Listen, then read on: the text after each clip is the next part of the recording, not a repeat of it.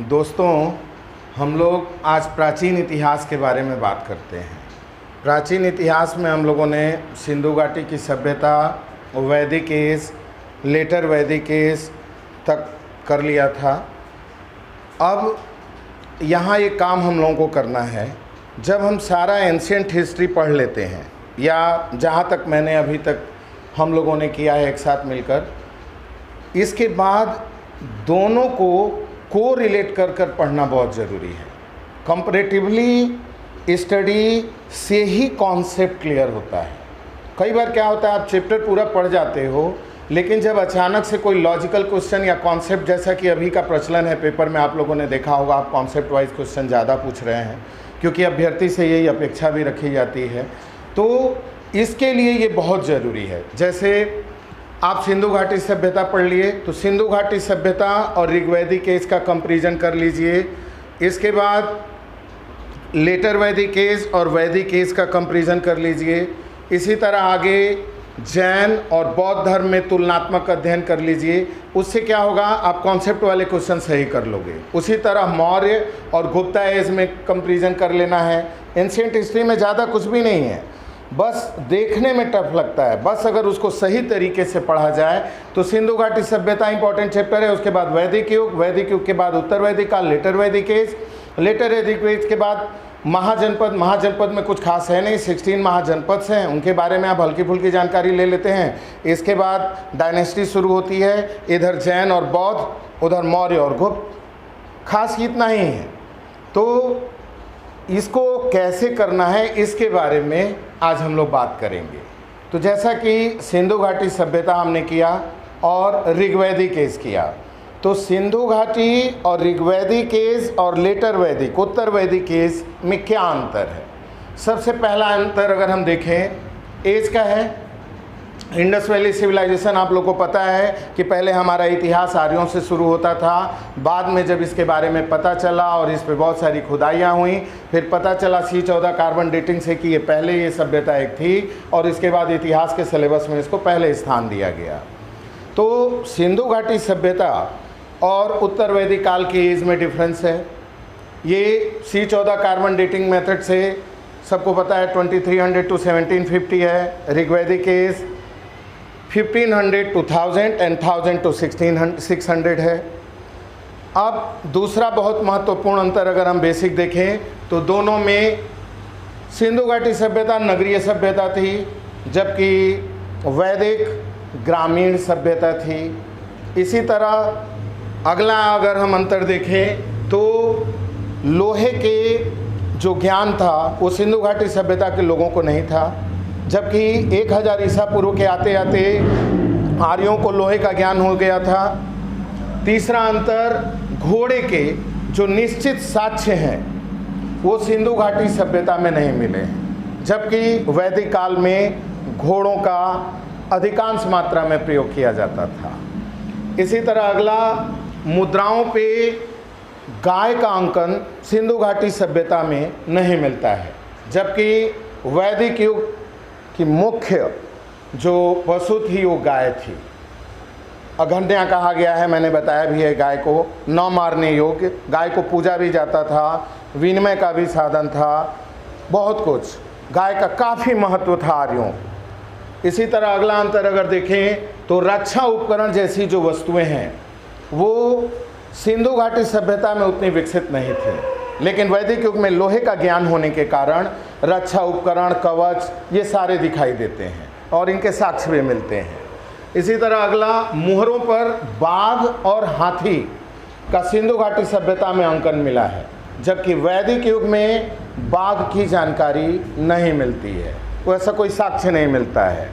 इसी तरह मातृदेवी की पूजा का प्रचलन वैदिक युग में ना के बराबर था, क्योंकि पुरुष प्रधान समाज हो गया था, जबकि सिंधु घाटी सभ्यता का समाज ही मातृ प्रधान समाज था, तो जाहिर है मातृ पूजा का प्रचलन था। अगला, यज्ञ का विवरण जो है सिंधु घाटी सभ्यता में बहुत कम मिलेगा, जबकि वैदिक समाज ही यज्ञ पे आधारित हो चुका था। उत्तर वैदिक काल तक तो यज्ञ का काफ़ी महत्व बढ़ चुका था। नेक्स्ट, लेखन कला से सिंधु घाटी सभ्यता के लोग परिचित थे। जबकि वैदिक काल के लोगों के बारे में निश्चित साक्ष्य नहीं मिला है कि इनको लेखन कला की जानकारी थी या कितनी थी, या कुछ प्रबुद्ध वर्ग तक था, बाकी लोगों को इसकी जानकारी नहीं थी। इसी तरह अगला अंतर, सिंधु घाटी के लोग चपटी नाक वाले होते थे, जबकि वैदिक युग के जो लोग थे, आर्यंस जो थे, वो प्रखर नासिका वाले, यानी कि तेज नाक उनकी नुकीली होती थी। ये भी एक महत्वपूर्ण अंतर है। इसी तरह सिंधु घाटी सभ्यता के लोग भवन बनाने में ईंटों का प्रयोग करते थे, जबकि वैदिक युग ग्रामीण सभ्यता थी, और ग्रामीण सभ्यता होने के कारण अधिकांश जो मकान थे वो मिट्टी और लकड़ियों के बनाए गए थे। तो ये बहुत सारे अंतर से आप को रिलेट करके दोनों के अंतर करने से आपको ये अच्छा होगा कि पेपर में अगर कोई लॉजिकल क्वेश्चन आता है तो वो आपको आसानी से कर लोगे। अब इसी तरह ये थोड़ा आसान था सिंधु घाटी सभ्यता और वैदिक सभ्यता का अंतर करना, लेकिन शायद जहाँ तक मैं समझता हूँ वैदिक और उत्तर वैदिक युग का अंतर करना थोड़ा मुश्किल है। हालांकि है आसान, लेकिन बस वो तरीका आना चाहिए। तो जहाँ हमने सिंधु घाटी सभ्यता और वैदिक युग का अंतर इस तरह से किया, अब हम वैदिक और ऋग्वैदिक में ये तरीका थोड़ा चेंज कर देंगे। अब यहाँ हम सबसे पहले उसी की तरह ईयर का चेंज करेंगे। ईयर जो कि वैदिक युग का ईयर था 1500 से 1000 ईसा पूर्व, और उत्तर वैदिक का ईयर था 1000 से 600 ईसा पूर्व। दूसरा, हम इसके जानकारी के स्रोत पे जाएंगे। ऋग्वेद की जो जानकारी है वो ओनली वैदिक काल की ऋग्वेद से मिलती है, जबकि उत्तर वैदिक काल यानी 1000 से 600 ईसा पूर्व की जानकारी में बाकी सब आ जाते हैं। तीनों वेद, अथर्ववेद, सामवेद, यजुर्वेद, ब्राह्मण ग्रंथ, आरण्यक, उपनिषद, पुराण, सारे। ये पहला अंतर हम देख सकते हैं। दूसरा, हम इनके भौगोलिक जानकारी पे जा सकते हैं। भौगोलिक जानकारी यानी कि सैंधव सभ्यता के जो वैदिक काल के जो लोग थे वो सैंधव सभ्यता यानी कि पूर्वी अफगानिस्तान, पाकिस्तान, पंजाब, पश्चिमी उत्तर प्रदेश तक विस्तारित थे, जबकि उत्तर वैदिक काल तक आते आते आर्यों का विस्तार गंगा के उत्तरी भाग तक हो गया था, और मोटे तौर पर कहा जाए तो विंध्य प्रदेश को दक्षिण सीमा का मुख्य भाग कहा जा सकता है, और यहाँ तक वो फैल चुके थे। इसी तरह अगला महत्वपूर्ण अंतर हम वहाँ की राजनीतिक अवस्था के बारे में कर सकते हैं। जो वैदिक काल का राजनीति शासन तंत्र था या प्रशासन तंत्र था वो कबीलों के प्रधानों के हाथों में था, और वही उसका प्रशासन चलाते थे। और सभा, समिति, विधत, ये 3 इम्पॉर्टेंट संस्थाएं थीं। इसके साथ ही सैनिक धार्मिक कार्यों को देखने वाला संगठन भी अलग से होता था। लेकिन उत्तर वैदिक काल तक आते आते ये सभी बदल गया।